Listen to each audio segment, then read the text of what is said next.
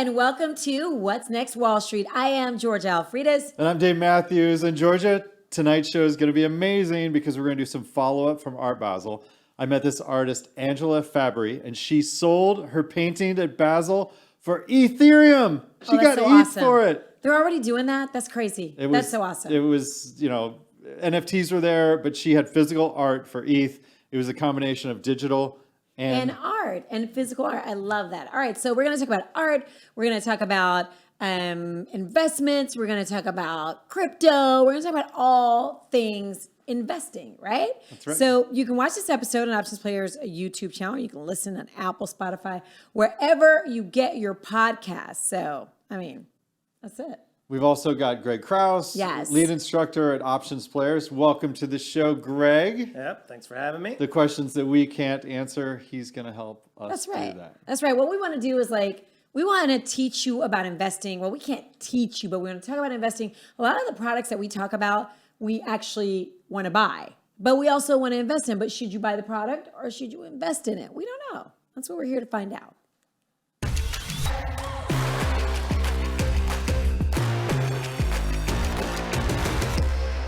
Weird to mention bankruptcy and Elon Musk in the same sentence, yet here we are. Elon recently warned SpaceX employees that the company could face bankruptcy if it doesn't speed up progress on the engines that will power its next generation rocket.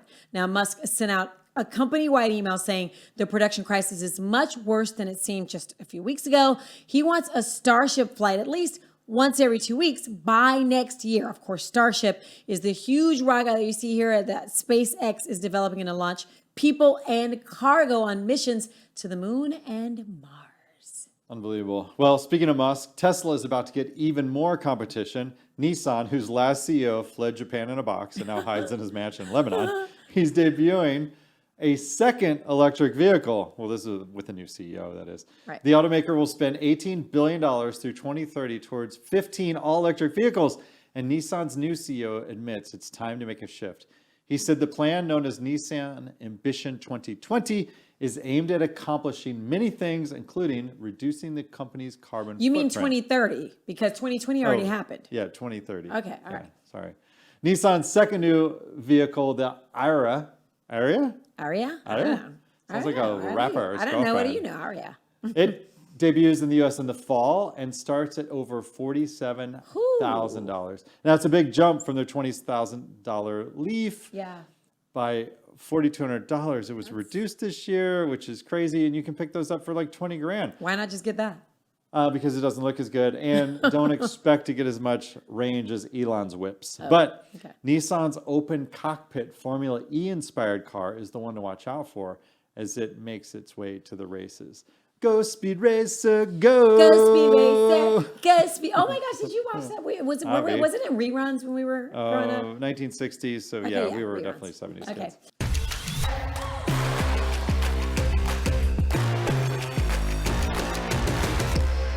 So this is the part of the show where we get to hear from you at home. You can always hit us up on social media at What's Next Wall Street or email us at WNW@OptionsPlayers.com. And Mark from Tulsa, that means Oklahoma, wants to know, what types of investments should I be buying as the year winds down and tax harvesting becomes a factor? Well, that looks like a great question for Greg, our official tax harvester on the show. Yes, harvesting. For the IRS, I do not do that. But it's not illegal, okay? So let's think.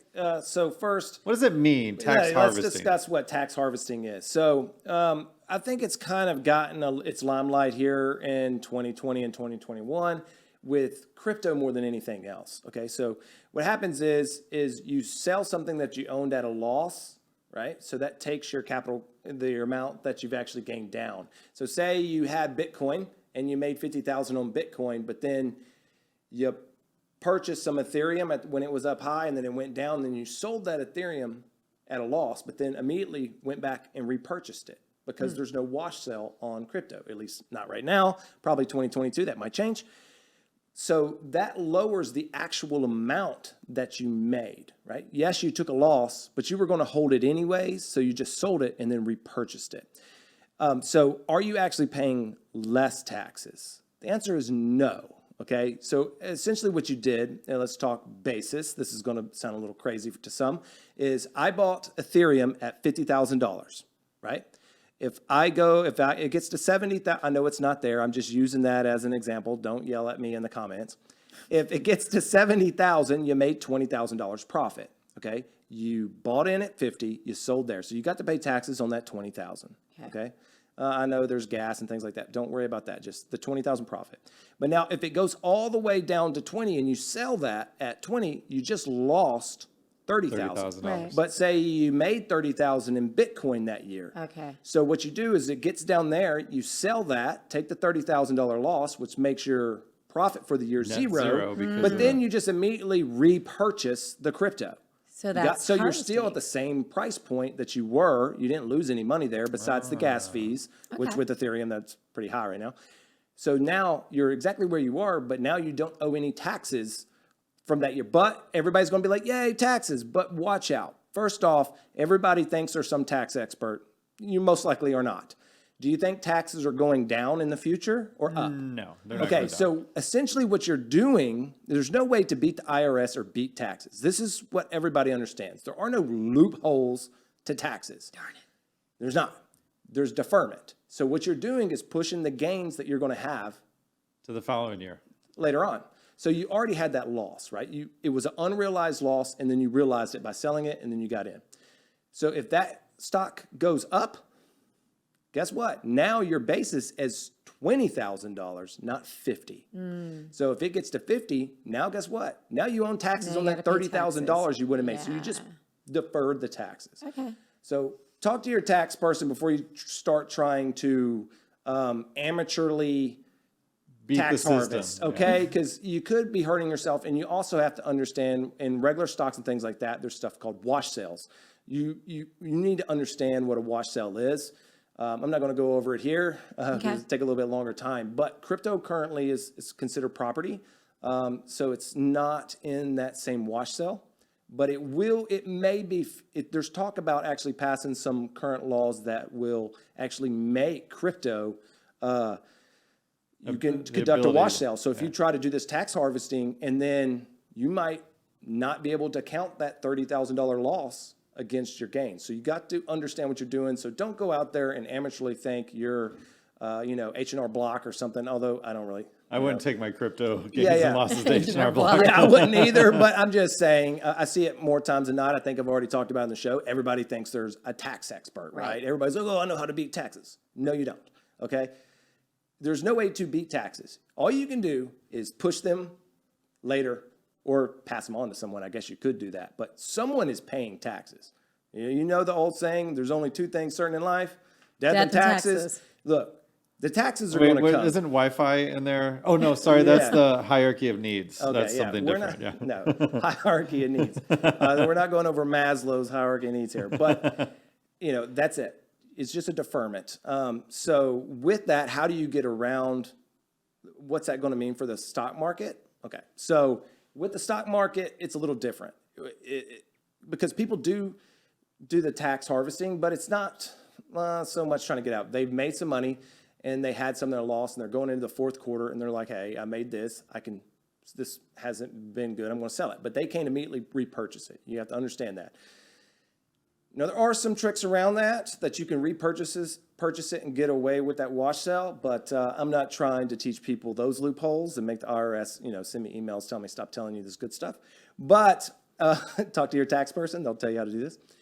But it's usually, I think October is the actual month. So don't worry, it's now December. So you've kind of missed the worst month for when tax harvesting or selling happens, which is in the first month of the fourth quarter for most companies.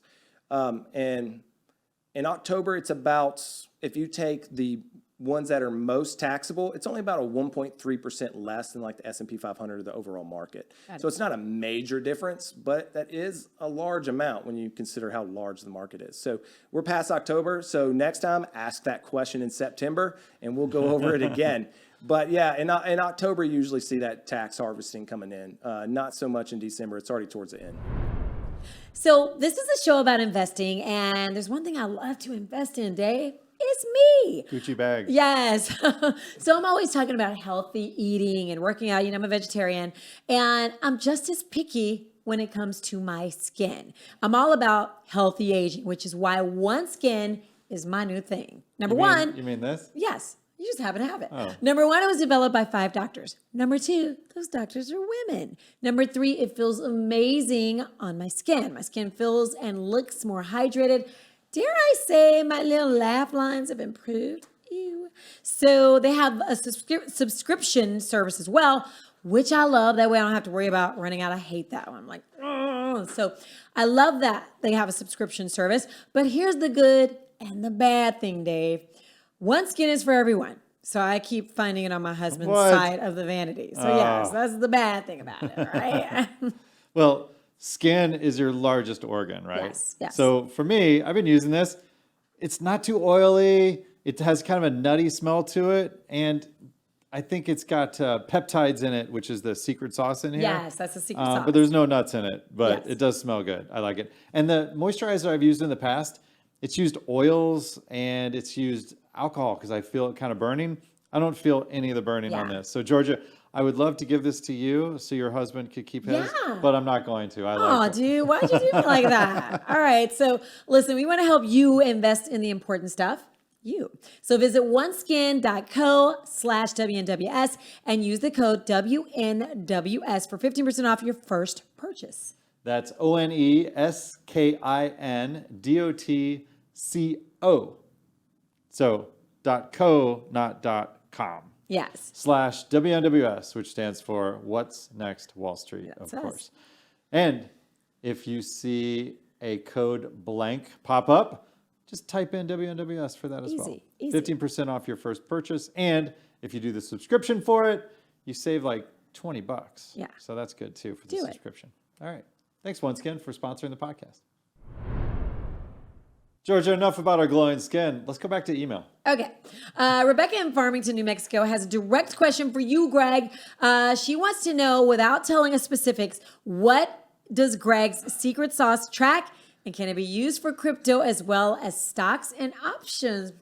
Greg, what's in the secret sauce? So the secret sauce, which it really started off with a way to get people into trading with a plan, right? So it used a moving average, and it's got other things in it, VWAPs and things like that. But yes, it was built when it was first built. We had a bunch of computers running algorithms like crazy back in the early 2000s, trying to find which moving averages provided the best return on a daily chart for stocks. So it wasn't even built for options. It wasn't until, so I used that for a very long time. It worked very good during the... I imagine it being like a beautiful mind where there's like yeah, it was algorithms a and bunch post-it of notes everywhere. geeks running on a computer, like, coding some stuff. But and then 2008 came, and we made money because, of course, the system told us, that it was about to go down. The Big Short. Yeah. So that was good. But then life changes. I didn't have time to do that every day. I wanted to trade on my lunch break and things like that.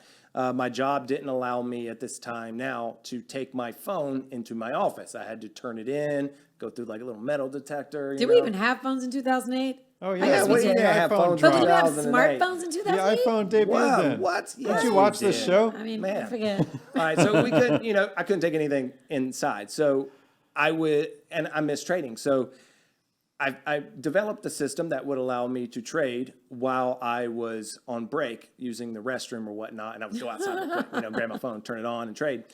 So that's when the current secret sauce came. It was a momentum shift on like a 2-minute chart. So I can get in and out of a trade normally extremely quick before my boss would wonder where I was at, right?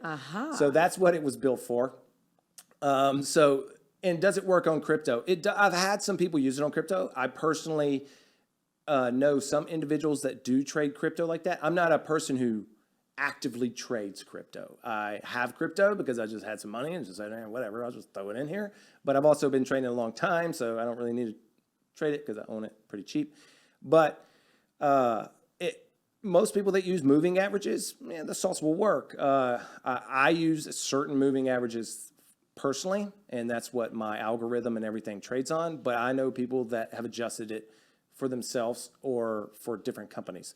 And of course, for options, Yeah, it works because we're not always looking at the options price charts. And this is where a lot of people that trade options actually fail. They use technical analysis, whatever it is, moving averages, trend lines, whatever you use, and they only look at the underlying chart. Okay, so you're looking at, like, say, Apple's chart. But each option, say next week's expiration for a 175 call, as its own chart. You can go in there and apply that same technical analysis on the stock also to that. Now, I focus on the underlying stock, but it's always smart to flip over and see what those technicals were also on that option. You might see that you're about to run into like a massive resistance or support that you believe in, whatever it is. So it works for, I know, for stocks and options. Now for crypto, like I said, I don't actively trade it, so I don't want to, endorse that it does work on that one. But I wouldn't see why. Yeah, crypto's just it so volatile and it has no basis that it's on. But I like this playing it on an option. It is built based upon momentum, is what the system is actually built on. So it likes high volatility. The system, that's what it feeds on. So when the stock market is completely flat, that's when the system doesn't make as much money. So that's when you switch, and it's a little bit harder to make money there. But when it's really volatile, that's why I think maybe crypto could, but it's not my game. I make plenty of money trading options. I don't need crypto. So, it is what it is. Yeah. I like what he's saying about options because he can take the algorithm and apply that to what an options set payout will be. Very clever. Yeah. So if you've got a question, we can answer it, or we'll find Greg or someone else who can. So just beep, boop, bop, boop, boop down below. You can email us at WNW@OptionsPlayers.com with your questions.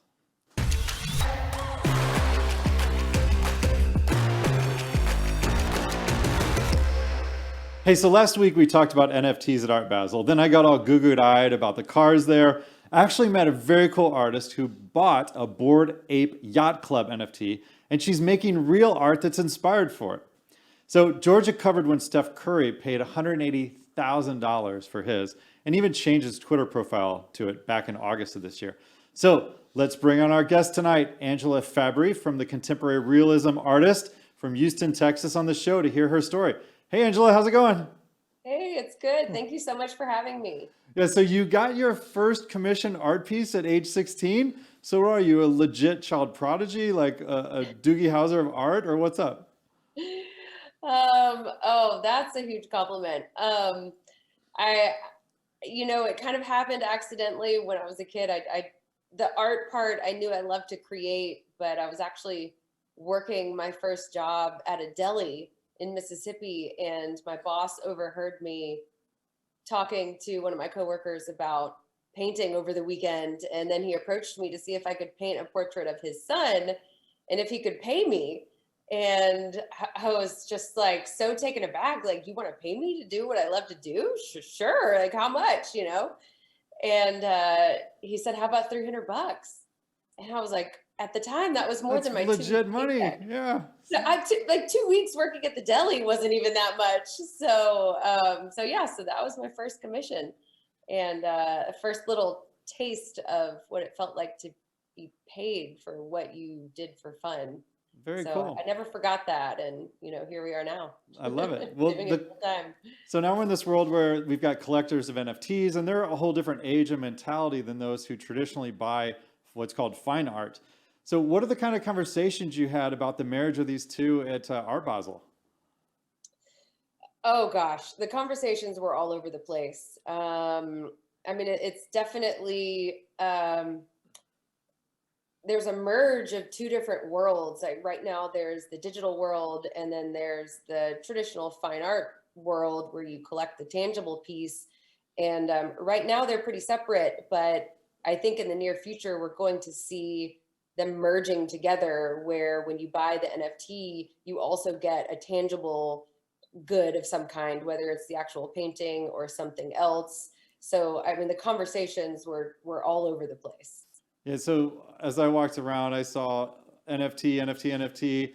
Sometimes there was a tangible asset. Sometimes it's like a video loop. Did one group of people in particular get it, or did a lot of people look like they had foggy eyes, or... You would think that it would be the younger generation that got it, but I got equal amount of just glazed over eyes from that generation as well. So I think definitely it's more the NFT world is more adopted by the younger generation, but I think a lot of maybe like 30s, 40s, even 50s have been into crypto or like investing. The investing minded folks are now looking at the NFTs. So you've got the younger generations and the NFTs who are getting into crypto because of it, and then the crypto minds that are like curious about the NFTs because they live in the same bubble of sorts. So I see you're wearing the hat of the NFT you bought, which is the Bored Ape Yacht Club, right? And lean forward a little bit so we can see your ape. Yeah, ridiculous. So when you buy it, you join a club, right? So tell us about membership privileges. Is it like the Amex Platinum card or what? Well, kind of. It's something that has been a surprise benefit that initially when I bought it, I liked the project because of the IP rights they gave with the ownership of the NFT. But over the last 7-8 months that the project has been continuously developing, the developers are looking to add more value, and that one of those ways is by making the ownership a membership. They recently had Ape Fest in New York during NYC NFT, and they threw all these events, a yacht party, a warehouse party. It was a 4-day event in a sense. And the only way to get into some of these events was to pull out your digital wallet and show that you own the NFT. So cool. So the membership utility is very interesting, and I think will continue to develop and kind of increase in value in a sense as new members join the group, right? There's going to be turnover. People are selling, new people are buying. So as the membership pool changes, I think that all the Bored Ape Yacht Club group is going to be able to do is up their game as far as what the membership involves. And didn't you say someone in line paid a lot of money for one of them? Yes, I Just to get in did the meet party? someone. Yeah, I met someone during the show at Art Basel who was in New York for the NFT piece and just saw this line that went down blocks and blocks, and he had no idea what it was for. So he went to the front of the line, inquired, what the heck is going on here? What are these people waiting for? And they told him it was a private Bored Ape Yacht Club party. And so he just said, I have to know what this is about, like to see the dedication that these people are waiting in line, like what is happening inside. So yeah, he said he bought an NFT, a Bored Ape Yacht Club NFT right there so that he could have access to the party. So cool. Now, you mentioned earlier in this interview that you bought that NFT because of the IP rights to it. And what drew me to your booth was you had a massive painting of it, and you've got a few different pieces that are built on that. Have you thought about fractionalizing that, or talk about the IP as you feel as an artist, taking the digital realm into the physical realm? So yes, as I mentioned, what attracted me to the project initially was that they gave the IP rights. And as a painter, when I was first learning about NFTs, I was fascinated with what they were and what artists were doing in the space, and trying to find my place in that as I continuously learned, listening in all these rooms in Clubhouse. When I heard about this project, it was just like an instant connection. Like, ooh, this is a way for me to connect creatively to something that's already there. And then I started painting, using him in my paintings, doing just what the collectors like hoped owners would do, at least some of them. So I guess that's how I'm chipping off of him to kind of help him earn his keep. I have to justify why I'm keeping him. So I got to put him to work and hopefully, have some fun with it while doing so. That's funny. I used to make robots as a kid, and none of those earned their keep. It was all money in. So I'm glad that you can flip that paradigm. And I'm curious too, like this nomadic lifestyle and lack of people required to go back to work for office jobs. I'm wondering if the digital art of the future will be part of this new 20-something generation as they get more money and access, to funds that are extra to buy art. If NFT will just be like a natural thing. I think so. It does seem to be second nature, especially to the younger generation. I mean, they're opting in without even blinking. And I think in general, the world is kind of moving more towards technology every single day. I mean, even with the smart homes, like the possibilities with digital art just kind of fit right in there. And I don't think traditional art will go away. It's just an added layer of value to the experience that we could have on a daily basis. Very cool. And I know that when you and I were chatting, a young teenage boy, I think he must have been like 14, he walked up with his mother and I said, "Do you know what this is?" And he was like, yeah, I know what it is. And when he found out that, Angela, you had the NFT as well, he was completely stoked about it. So it was one of those surreal moments where like the new generation and the old generation all came, and I know my head exploded. Yes, exactly. So, hey, Angela, thank you so much. I know Art Basel just ended a couple of days ago, and we're all just like glowing from our energy spent from that. So I appreciate you rallying to do this segment with us. Plug how we can see your work and your website, and tell us how we can find more about your signature creative, which is the reverse print conversation pieces and that purple ape. Yes, you can check out my website at fabriology.com and on social media as well. Same handle, Fabriology with 2 B's. Thank you so much for having me. Yeah, thank you, Angela. We'll keep tabs on you in the future, and any cool new NFT stuff you do, hit us up, and you've got our buy-in. We believe in what you're doing, so thank you so much. Oh, thank you.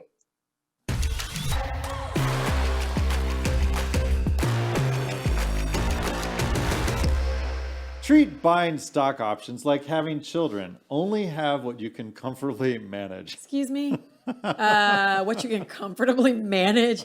Come on, Dave. I mean, if that were the case, no one would have kids. Yeah, that's why I didn't have any. In all seriousness, you must be able to monitor and manage your trades. So keeping them to a minimum, like me, is key for success. Options Players finds that having 3 to 5 positions is the sweet spot, or 0 to 0 children. Yeah, I've got 3 kids. That's how it works. And any more trading positions than that, and you'll be spread thin on the monitoring department. This is like kids. I have to monitor 0. Today's Stock Minute is brought to you by Options Players and my lack of children. Oh my gosh.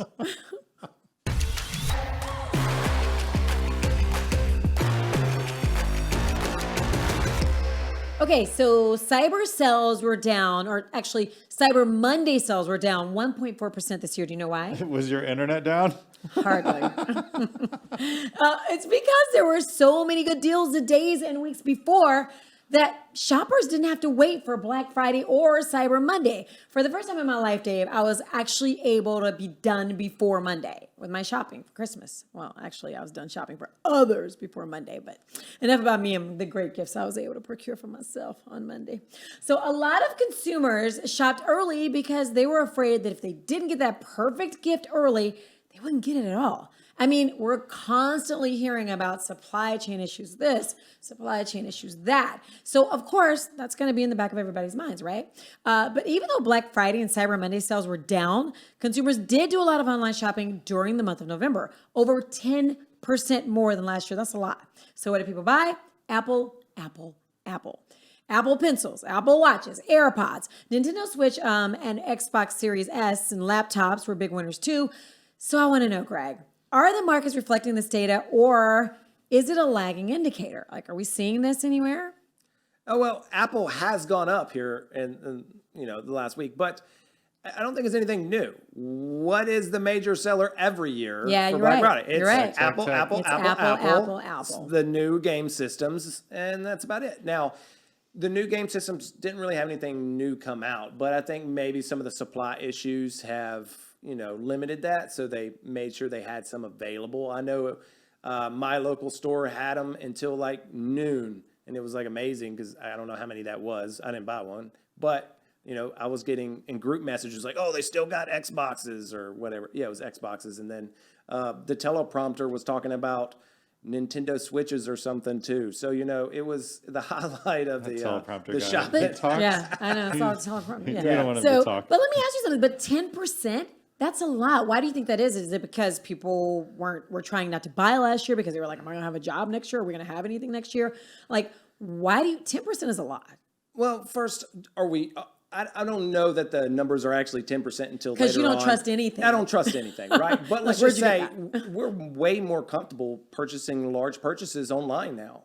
And it's not just us, all right? Even now our parents are more comfortable, So where's all this money going to go? They're not going to maybe want to go out on December. It's hard to find. Like you said, there might be a supply issues in certain areas. They purchase it online, so they all went in that little month.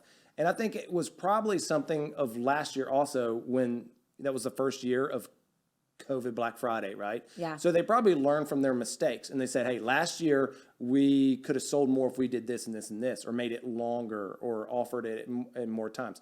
I'm not saying that's what they did, but you would expect them to learn from Black Friday or whatever. Black Friday COVID 1, now it's Black Friday COVID 2.0, Right. You would expect these large companies to just have massive data and understand how to market it. And not only, hey, we're going to sell a little bit this month, or this week, this day. Instead I gotta shoving everybody in one day. Yeah. I love that it was like Christmas every day for Yeah. purchasing because Sure. there were so many deals every day, and I followed a few of the deal sites. But when it comes to websites, if it's not in the Amazon site or Walmart or maybe Woot, which is an Amazon company, I'm not trusting it. Now, maybe some weird websites that sell a laptop, if I can use PayPal to pay for it, I'm cool with that. But I don't want to put my credit card in another database because think about it. If you've got subscription services like your wine club or your insurance that come off your credit card, if that credit card gets compromised by one of these weird websites that you're buying stuff on sale for, then you have to set up all your automatic debits again from this. What do you mean by weird? Like if you go to some off-brand website to get some big special. Stop looking at me, teleprompter guy. Yeah, you they're do over there this? asking for Look how her evil mother's the maiden teleprompter- name, and she's typing it in. I know, with like, her- here it is. I got it. Here's the last 4 digits of my social security number. Hell no. Oh, But you're if there's a scaring PayPal me. link, I will do that. But look, Apple, their laptops did not go on sale. The iPads barely went on sale, but their pencils and AirPods did. So I think that either they had a supply chain issue, maybe they couldn't get as many transistors or stuff they needed for the bigger components, or they were making so much money on AirPods that they're like, hey, we'll drop these down. Because the Pros went down from $249 to $159, and that was at Target, at Walmart, and Amazon. I don't know if Apple's having too much supply issues. And it comes back to who's in power, right? So if you're someone making things and Apple goes, I want my AirPods, and you got some other company over here that wants whatever gadget they have, which one do you think that company's making? What They're Greg means making like that Apple's the factory, products. the factory's going with the sure bets, and Apple's a sure Apple's bet. a sure bet. Excuse me, sir. Yeah, I'm sorry. The teleprompter guy's guy does talking. not get to So speak. the teleprompter guy said something about maybe Tim Cook has a little bit of leverage with those guys too. But I'm sure there's other people in the supply chain that Apple sends to Asia. I don't see Tim Cook flying over there to risk his life for that. Absolutely. Absolutely. Greek Next variant. time, sir, if you don't have a mic, you don't get to speak. Okay? Well, we want to thank Oh, my God. lead instructor at Options Players, Mr. Greg Krause, in the Yes. house Thank for you. being with Yes. us here today. Thank you Greg. so much. So remember, if you've got questions, we can try to help you answer them. And we would love to hear from you. Do us a favor, email us at www.optionsplayers.com. Hit us up on social media at What's Next Wall Street. We have lots of fun there. You can, of course, watch episodes of What's Next Wall Street on the Options Players YouTube channel or listen on Spotify, Apple, or wherever you get your podcasts. I'm Dave Mathews. Please share the show with us. Yeah, make sure you do. Share it with other people too. You can share it with us, and you can also share with other people. I'm Georgia Alfredas. Did you already say who you are? I'm Dave Mathews, Okay. and I'm ready to go home. All right, I guess it's been a Thanks for long tuning day. in.